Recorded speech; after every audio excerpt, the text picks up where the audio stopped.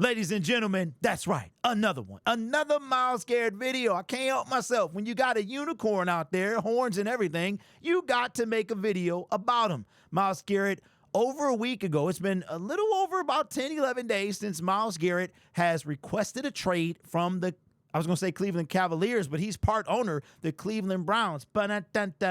He wants to be gone from Cleveland, and Andrew Berry, which is the general manager of the Cleveland Browns, has been adamant that he will not, under any circumstances, trade Myles Garrett. Now, I made a video before this all broke that the saga had just begun, and man, was I spot on. Even though Myles at that point hadn't said anything, Andrew Berry came out and said that there was no offer that they were going to take. Well, according to NFL rumors, and I to some extent believe these aggregator sites. I think once you get a big enough following, you can get people who kind of feed you information. I know I trust ML football, NFL rumors. I kind of unsubscribe from them. I do still follow, but I have to take what they say with a grain of salt. However, a lot of this stuff that we've heard about kind of comes to fruition. Now, you do see a little something. Bam! Look at the mic flag, bruh. Look at the mic flag. The brand is taking off, and I redid the banner down there. Let me know what you guys think. This thing is beautiful. I mean, it's like she smiled at me on the subway and she was with another man. Make sure you get the reference. Put it in the comment section below. But yeah, I'm excited. Got some stuff on the way. Got two things coming. Something that's going to be delivered tomorrow or Friday. Hopefully the snow doesn't get in the way. And then something I'm excited about.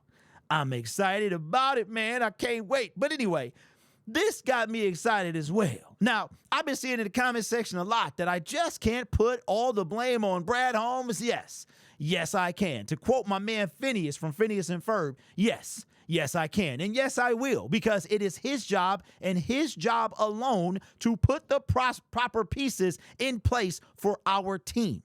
It's a joint effort between him and Dan Campbell, but he has the final say-so. He is the one in charge of all of that. Dan coaches the team. Brad puts it together. So I will put all the blame on him after 4 seasons. With that being said, if you get a unicorn situation, you got to try to catch that unicorn. I made a video the other day about why Myles Garrett, why would he really want to come to Detroit? When you watch a guy like Brad Holmes, put the way that he drafts the defensive line, it leaves something to be desired. Somebody did retort to that comment, to the comment that I made to that video, and said legacy. That's a big deal. Legacy. Now, Cleveland Browns are right there with us, with another team that has never been to the Super Bowl. And I don't know, here's a little fun fact. If the Cleveland Browns wouldn't have dissolved and gone and became the Baltimore Ravens, they, along with us, would be the 2 OG teams to never go to the Super Bowl. Lions, NFC, Browns, AFC. But according to NFL rumors, says Browns Myles Garrett is willing to rework his contract to move on from Cleveland to make it happen. Now, this dude is doing everything in his power in order to no longer be a Cleveland Brown. When I first read that, I thought it said he was willing to rework his contract to stay in Cleveland. I'm about to say, see, here we go with these lines, but he said he's willing to restructure it to get up out of there. I mean, dude is gone, and I see Myles right now. I don't see him taking another snap for the Cleveland Browns. The damage is beyond done.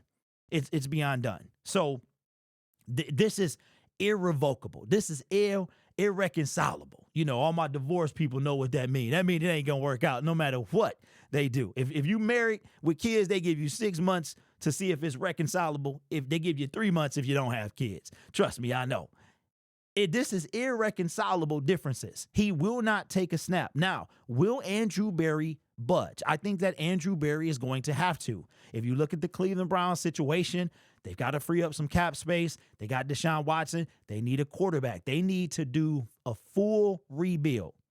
And in order to do that, you might have to give away your best piece.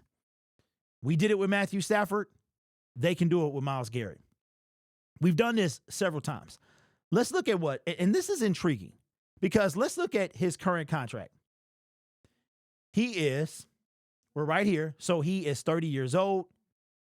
He has, let me see, what is he supposed to make? In 2025, Garrett will earn a base salary of 1.2 million and a signing bonus of 18. He got a cap hit of 19 and a dead cap value of 36. If he's willing to restructure, he's got all of these void years. I don't know how you would exactly do this, so I'm not going to pretend like I do, but it's interesting. I mean, you got this guy that's basically forcing his way out of Cleveland. There is nothing Andrew Berry, and here's the thing.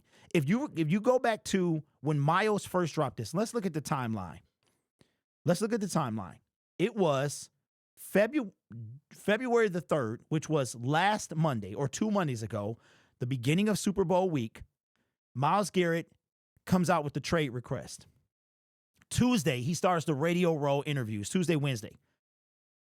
He said on the Rich Eisen. Rich Eisen asked him, what would he want? He said, a trade. Without hesitation, a trade, right? No ifs, ands, or buts.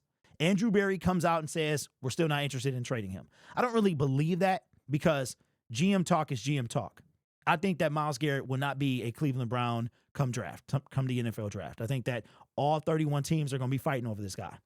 I do believe he's going to be in the NFC. It just makes sense. But if the offer is too good to stay in the AFC, then he'll stay in the AFC. I think he's going to go. So if you talk about Myles Garrett with legacy, yes, he can help. I just thought about this. You were drafted first overall by the Cleveland Browns, who are the AFC counterpart to our Detroit Lions. That's so when you talk about legacy, you can go the easy route. Cleveland is irredeemable. It's irrevocable. It's irreconcilable. They're not going anywhere. Myles knows that by the end of he's probably in his peak. I think Myles is at the peak of his career. I think how long will he be at the peak is to be determined. But I think right now he's at the peak. I think there is a decline that will come with age. It always has. I have a problem going up the stairs. You know what I'm saying? I ran up the stairs today and my knee was like, oh. So I had to catch myself. It's a good thing there's a banister there. You know what I'm saying? So I'm not mad at Myles. So even though I said what would bring him to the Detroit Lions, the legacy part is a good point. The fact that the Detroit Lions are the mirror image of the Cleveland Browns, NFC, AFC. Talk about taking somebody over the hump. But I think Brad still has to do his part. Now, we're going to make a lot of Myles Garrett videos. He is a unicorn. And when you see a unicorn, you got to take as many pictures as possible. This fictional horse, if you see, that's the whole point. They are rare. Myles Garrett is a unicorn. He deserves every single video. He is that much of a game wrecker that he deserves every single video. And if I'm Brad Holmes, I'm trying my absolute best to make this happen. Question for you. Myles Garrett, we talk about breaking the bank. We talk about selling the farm. Who do you think we're going to get with the 28th pick? Who do you think in the draft? I'm hearing Abdul Carter. I'm hearing Mike Green, Jack Sawyer. I'm hearing Mykel Williams. I'm hearing a lot of guys that could come in. But you have a guaranteed person to deliver in Myles Garrett. Why would you not at least shoot your best shot? Give it 100% maximum effort to get a guy like Myles Garrett. I've said this before. Myles Garrett wants to win. Money is not the end-all, be-all. He has more than enough. He's got probably a Oikos deal, multiple sponsorships, no doubt. The NFL is little money compared to what he could get and probably is getting. I mean, the dude is part owner of the Cleveland Cavaliers. He is not hurting for money. He wants a championship. But is Detroit the place? I think it can be if Brad Holmes makes the right move. So you have to ask yourself this question. Do you think, because I think we see youth. I think we see upside. I think we see prospect, potential. And I think that all of those things are great, but why take a chance on a prospect or potential when you have a guarantee in Myles Garrett? Now, trading for Myles Garrett does not mean that his job is done. In my opinion, and I said this in a different video, perfect scenario for me would be to trade next year's first, 2027's first, maybe a pick or a player, I see Hendon Hooker for Myles Garrett. We keep the 28th pick this year. We trade for Myles Garrett. We sign Khalil Mack to a 1-2-year deal. We still take the best available pass rusher at 28. If Brad Holmes did that, then that would be phenomenal. That would be a game changer. But Myles Garrett is a unicorn. He is worth a video every day if it comes to that.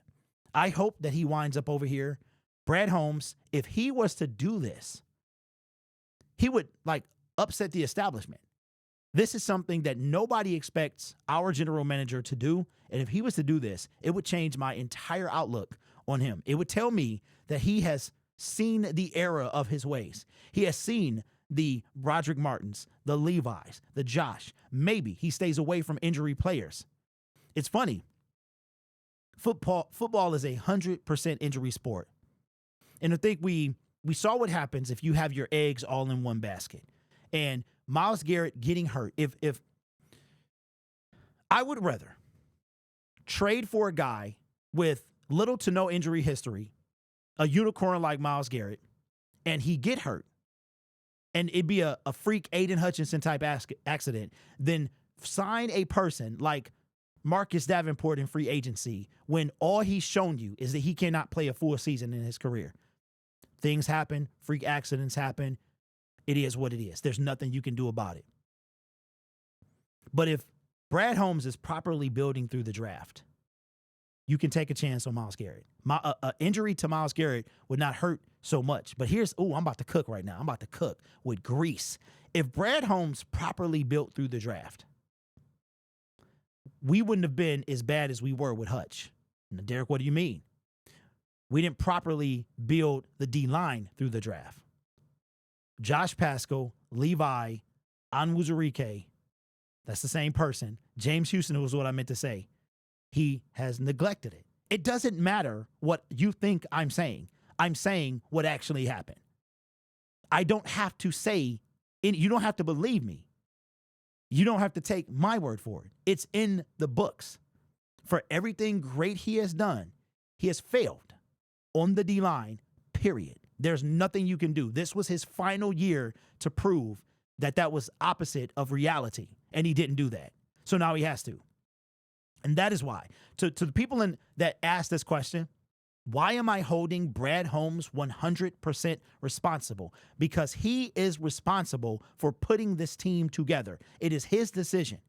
He made the decision for Broderick Martin and trade a 4th and 2/5. He made the decision to trade for Trinity Benson. Who? Trinity Benson. He made the decision to trade for Donovan Peoples-Jones. He made the decision to draft Levi and Josh Pascal. He made the decision to draft James Houston and Mekhi Wingo.